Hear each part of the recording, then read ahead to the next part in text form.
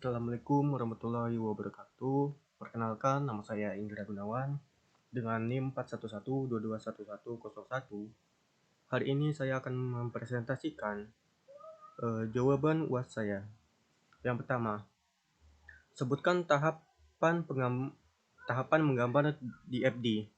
Tahapan menggambar DFD yaitu yang pertama, identifikasi proses. Tentukan proses-proses utama dalam sistem. Yang kedua, identifikasi entitas eksternal. Kenali entitas yang berinteraksi dengan sistem. Yang ketiga, identifikasi aliran data. Tentukan data yang mengalir antara entitas, proses, dan penyimpanan. Gambar DFT level 0. Buat DFT tingkat tinggi yang menggambarkan sistem secara keseluruhan. Gambar DFT level 1 dan seterusnya. Rincikan proses menjadi sub-proses yang lebih detail. Yang nomor 2, jelaskan fungsi IRD. Fungsi IRD yaitu mendefinisikan struktur data, menunjukkan entitas, atribut, dan hubungan antar entitas. Memudahkan pemahaman, membantu pemangku kepentingan memahami hubungan data. Mendukung desain database menjadi dasar dalam perancangan database yang efisien. Yang ketiga, jelaskan simbol yang ada pada IRD. Simbolnya yaitu entitas. Persegi panjang mewakili objek atau konsep. Atribut oval mewakili karakteristik entitas. Hubungan, garis yang menghubungkan entitas menunjukkan interaksi. Kardinalitas menunjukkan jumlah hubungan ditandai dengan angka atau simbol. Apa yang dimaksud dengan flowchart? Flowchart adalah diagram yang menggambarkan langkah-langkah dalam suatu proses menggunakan simbol standar. Flowchart biasa digunakan untuk memvisualisasikan alur kerja dan memudahkan analisis proses. 5. Apa tujuan spesifikasi proses? Definisi jelas, menyediakan deskripsi terperinci tentang proses. Panduan pengembangan menjadi acuan bagi pengembang dalam membangun sistem.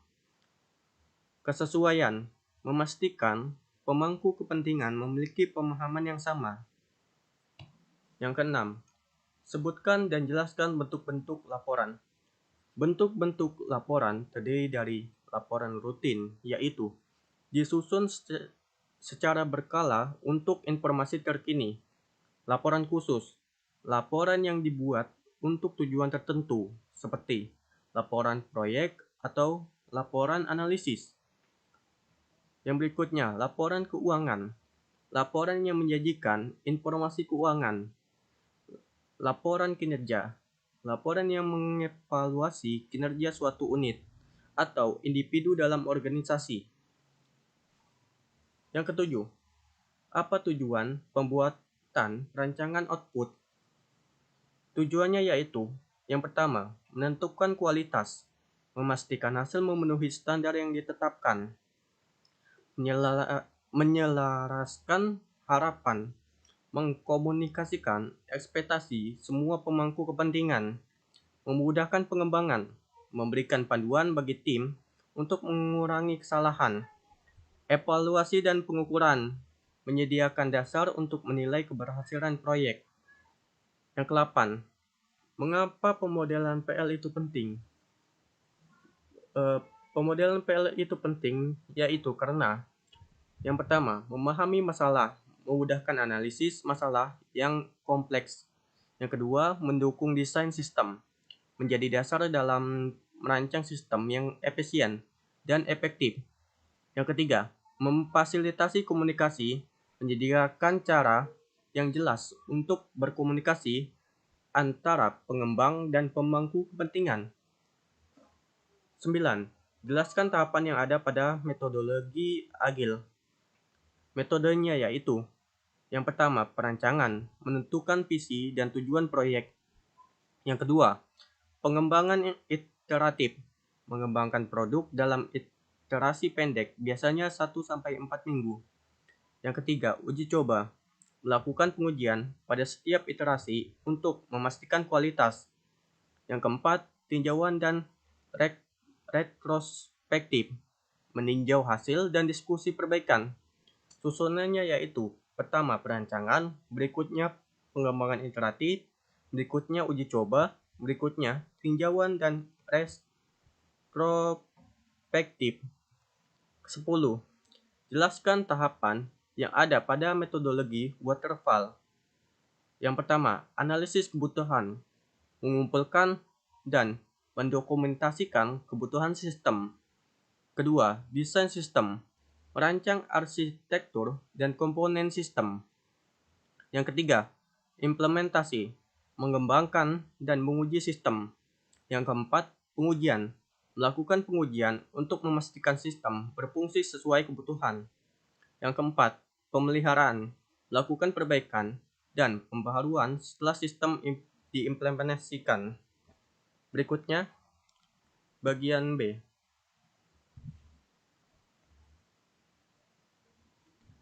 Buatlah use case diagram dengan menggunakan software pemodelan UML. Di sini saya sudah menggambar diagram, yaitu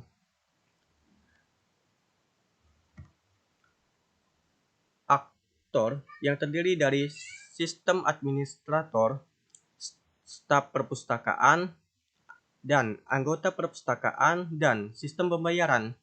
Sedangkan untuk use case-nya ada pengelolaan akun, monitoring transaksi, pendaftaran anggota, pengelolaan buku, pengembalian buku, peminjaman buku, pencarian buku, dan integrasi pembayaran. Di sini saya akan menjelaskan masing-masing. Simbol aktor mewakili pengguna atau sistem eksternal yang berinteraksi dengan sistem digambarkan dengan gambar stickman. Use case mewakili fungsionalitas sistem yang dapat dilakukan oleh aktor digambarkan dengan oval. Association hubungan antara aktor dan use case yang menunjukkan bahwa aktor dapat melakukan use case tersebut digambarkan dengan garis lurus. Include hubungan antara use case yang menunjukkan bahwa use case satu melibatkan use case lain digambarkan dengan garis putus-putus. Berlebar include aktor sistem administrator bertanggung jawab untuk mengelola akun pengguna dan sistem secara keseluruhan. Staf perpustakaan bertanggung jawab untuk melakukan transaksi dan data anggota perpustakaan. Anggota perpustakaan, pengguna dapat meminjam, mengembalikan buku, dan mencari buku. Sistem pembayaran, sistem eksternal yang digunakan untuk memproses pembayaran dan denda. Use case-nya. Yang pertama, pengelolaan akun. Use case yang dilakukan oleh sistem administrator untuk mengelola akun pengguna seperti menambahkan, mengubah, dan menghapus akun. Monitoring transaksi. Use case yang dilakukan oleh staf perpustakaan untuk memantau semua transaksi yang terjadi di perpustakaan seperti peminjaman, pengembalian, dan denda. Berikutnya, pendaftaran anggota. Use case yang dilakukan oleh staf perpustakaan untuk mendaftarkan anggota baru dan mengelola data anggota yang sudah ada. Pengelolaan buku. Use case yang dilakukan oleh staf perpustakaan untuk mengelola data buku seperti menambahkan, mengubah, dan menghapus data buku. Yang berikutnya, pengembalian buku. Use case yang dilakukan oleh anggota perpustakaan untuk mengembalikan buku yang telah dipinjam. Yang berikutnya, peminjaman buku. Use case yang dilakukan oleh anggota perpustakaan untuk peminjaman buku yang tersedia. Pencarian buku. Use case yang dilakukan oleh anggota perpustakaan untuk mencari buku yang diinginkan. Integrasi pembayaran. Use case yang dilakukan oleh sistem pembayaran untuk memproses pembayaran denda yang dilakukan oleh anggota perpustakaan. Aktivitasnya, sistem administrasi dapat mengelola akun dengan menambahkan, mengubah, dan menghapus akun pengguna. Staf perpustakaan dapat memantau transaksi seperti peminjaman, pengembalian, dan denda. Staf perpustakaan dapat mendaftarkan anggota. Yang berikutnya, nomor 2. Jika ada proyek pengembangan aplikasi perpustakaan yang dikembangkan dengan menggunakan metodologi waterfall, maka jelaskan tahapan tersebut berdasarkan proses yang dilakukan. Di sini tahapannya yaitu requirement gathering and analysis, menentukan kebutuhan dan fungsionalitas aplikasi perpustakaan, mengumpulkan data tentang koleksi anggota, staf perpustakaan, dan alur kerja yang ada, menganalisis kebutuhan dan mengidentifikasi persyaratan fungsional dan non-fungsional, membuat dokumen persyaratan yang jelas dan terperinci. Yang kedua, sistem desain. Mendesain arsitektur sistem termasuk database, antarmuka pengguna, dan komponen utama lainnya. Membuat diagram alur kerja dan model, memilih teknologi dan platform yang sesuai dengan pengembangan aplikasi, menentukan spesifikasi teknis dan desain detail. 3. Implementasi. Mengimplementasikan sistem berdasarkan desain yang telah dibuat. Pengembangan kode dan modul aplikasi, integrasi berbagai komponen aplikasi, pembangunan database dan infrastruktur pendukung. Yang keempat, testing. Lakukan pengujian secara menyeluruh untuk memastikan bahwa aplikasi berfungsi sesuai dengan persyaratan. Menjalankan pengujian unit integrasi, sistem, dan penerimaan pengguna. Mengidentifikasikan dan mengatasi bug atau kesalahan yang ditemukan selama pengujian. Yang kelima, development. Menyelesaikan pengembangan aplikasi berdasarkan hasil pengujian, memperbaiki bug dan melakukan perubahan yang diperlukan, mengoptimalkan kinerja aplikasi dan memastikan skalabilitas, mempersiapkan aplikasi untuk peluncuran. Yang keenam, maintenance, yaitu melakukan pemeliharaan aplikasi secara peluncuran, menanggapi permintaan pengguna dan menyelesaikan masalah yang muncul, memperbaharui dan meningkatkan aplikasi untuk memenuhi kebutuhan yang berkembang, menjaga keamanan dan stabilitas sistem. Nomor 3. Jelaskan kelas diagram ini berdasarkan tipe data, lerasi, atribut, dan kelas yang ada. Yang pertama, entitas. Ya, ada manager dengan nama string, ID int, phone number int, location string, operasi, purchase inventory, record complement, management staff. Berikutnya, shape terdiri dari name string, ID int, location string, operationnya yaitu take order, inventory tipe string, status string, quest nama string, ID int, phone number int, address string, room number int, operasiannya yaitu check in, check out, pay bill, order food.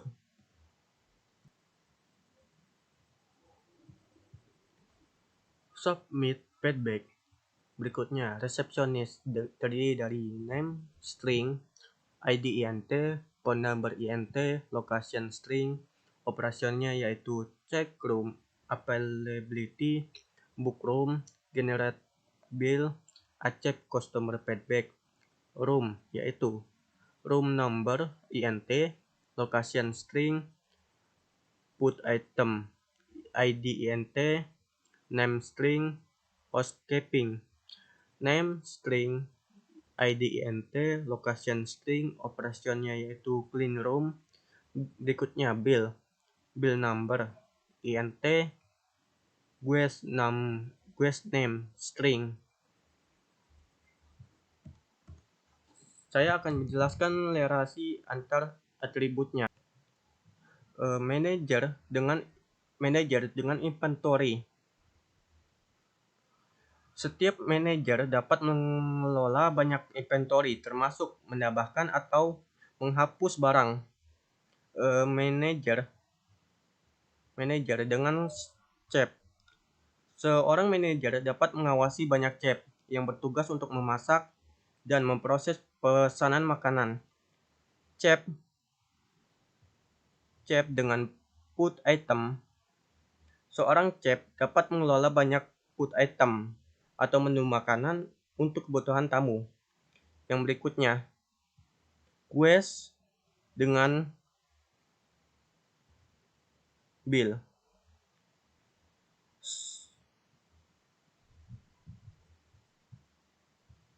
Setiap guest memiliki satu bill atau tagihan yang terkait dengan nama dan layanan yang digunakan. Yang berikutnya, guest dengan room. Setiap guest hanya dapat memesan satu room pada satu waktu. Deklarasi ini memastikan bahwa setiap kamar hanya ditempati oleh satu tamu pada suatu saat. Berikutnya, resepsionis dengan bill.